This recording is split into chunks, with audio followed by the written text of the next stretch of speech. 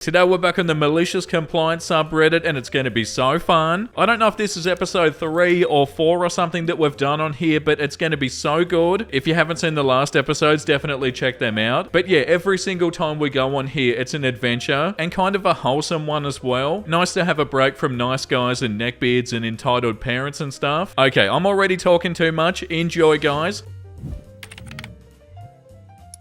Oh, I'm on private property. My first time posting here. I used to work for a supermarket chain and quite often I'd be asked by management to work at other locations. Most of the time this wasn't a big deal. I was happy to help out and it gave me an excuse to drive and have the petrol paid for. However, one day I was asked to work at a location very far at a very early hour of the morning. I initially refused on the grounds that I'd have to wake up at around 2 a.m. in order to have a shower and then have breakfast and then drive to be on site for 5 a.m. After some arm bending from management, I finally relented and I begrudgingly agreed that I would do it. I grudgingly accept. Due to the drive not taking nearly as long as I initially expected, I arrived on location at about 4:30 a.m. I waited in my car with the music playing. At 4:50 a.m. I get a loud knock on the car window, nearly making me jump out of my skin. It was the manager of that store who, never seeing me before, didn't know who I was. The conversation went like this: Manager, you need to leave, this is private property. Me, oh, but manager interrupting, I don't care, go now. Me realizing I can play this to my advantage. Oh, I'm sorry sir, I don't want any problems, of course, I'll go right away, sorry. And as per his request, I drove home with a smile on my face, knowing that I have the rest of my day free to myself. A few hours later I get a phone call. I answered the unrecognized number and I recognized the voice immediately. It was the manager who told me to leave. Manager, hello, I'm looking for so-and-so. Me, yeah, hi, that's me. Manager, this is the manager calling from so-and-so location. I was expecting you to work with me today. You should have been here for 5 a.m. Me, trying to sound casual. Yeah, I was there waiting in my car. You told me to leave, remember? Manager, but you didn't say that. Me, interrupting. There are no ifs or buts. I was on private property and I was asked to leave. I was legally obliged to do so. Manager, right, but don't you think? Me, interrupting. It doesn't matter what I thought. I was asked to leave private property. I'm not going to break the law and risk getting in trouble with the police. It was at this point that he hung up on me. I expected to get in trouble for what had happened, but I never heard anything more about it. This was a few years back too now. It's one of my favorite stories to tell. I hope you enjoyed it. Edit to answer frequently asked questions. I was paid for petrol money and travel time. I was not paid for the shift. It was originally going to be a day off anyway. I suffered no financial losses whatsoever as a result of this. My local manager never spoke about this and I never mentioned it to him. I didn't suffer any disciplinary action, but yes, I did have to wake up early and lose out on some sleep. Wow, that's so funny. Come on, I'm just doing what you said. I left, okay? What more do you want from me? Company doesn't allow me to have my phone, so I cost him $100,000 plus. I originally posted this as a comment to a similar story as I totally forgot that it happened until reading that. The original poster suggested I should share it as my own post, so here it goes. I've worked in a warehouse for years. A few years back I was a contractor. Companies would hire us and bring in 20 plus people for a few weeks when they desperately needed help. I was a shift lead, usually the highest person on site, and I needed to talk to my boss regularly throughout the day on a company phone. One warehouse had a policy where only managers could have their phone on the floor, and technically I wasn't a manager. Everyone under me was instructed to leave them in their car or a locker. However, I needed mine. One day I was talking on the phone to my boss, and one of the managers for the company we were working for demanded I hand him my phone, and I refused. He then threatened to kick me out, so I rounded up all my workers and said that we were taking a break. We all go outside and I tell my boss what happened. He comes to the site instantly and starts talking to their boss and tells him I need my phone on the floor, but since I don't have manager in my title, they refuse. So my boss decided I can't do my job, so nobody under me can do theirs either. At the end of the day, the other company is pissed that we didn't get any work done and decided to cancel our contract, which cost them hundreds of thousands of dollars because it's written in the contract that they have to pay to send us home before the original end date. We all still got paid and got 2 weeks off before having to go somewhere else. And it says here, the best part is they were a year behind schedule when we arrived, caught them up by 6 months in 2 weeks, and then they fired us and got blacklisted by like 90% of the companies that could come and help them, and ended up filing for bankruptcy about a year later. They sure showed us who's in charge. Yeah, what? All because of policy that says that you have to be a manager, and they stuck by that even though it cost them hundreds of thousands of dollars. Why? The next one one is called Cable Company Told Me I Don't Have Cable. This happened around the year 2000. I just purchased a house and met the previous owners while they were moving out. They were really nice people and we had a friendly conversation about the house. The previous owner mentioned that the cable bill was paid up until the end of the month, about 3 more weeks, and that he had already turned in his cable box, but the cable signal should still be active until the end of the month. I told him thanks and we let him finish packing up. We moved in the following week and when I hooked the cable to my TV, I got all the basic cable channels, which was all I was planning on getting anyway. Come the end of the month, I called the cable company and I asked to sign up for basic cable. The sales rep told me there was going to be a $100 hookup fee. I told them that the previous owner had left his account active and that I was literally watching cable as we speak, so there should not need to be a hookup fee because the cable was already hooked up. They just needed to start billing me for basic cable. The rep then clicked on her keyboard and told me that her data showed that the address I was at does not have cable and they'd need to send out a crew to activate the signal. I told her that I was not paying $100 for a hookup fee and I said never mind, I don't want cable. I waited another month, still had cable, and I called the cable company back to ask what it would cost to get basic cable. A different operator from before said it would cost something like $30 a month and a $100 hookup fee. I asked why the $100 hookup fee. She said it was because my address does not currently have cable. I told her never mind, I don't want cable unless they waive the hookup fee. She said that she wasn't authorized to waive the fee. I just thanked her and hung up. 4 years later, we still had cable, but we ended up moving out of state for work. Wow, that's so funny. No, sorry, you don't actually have cable. No, I do.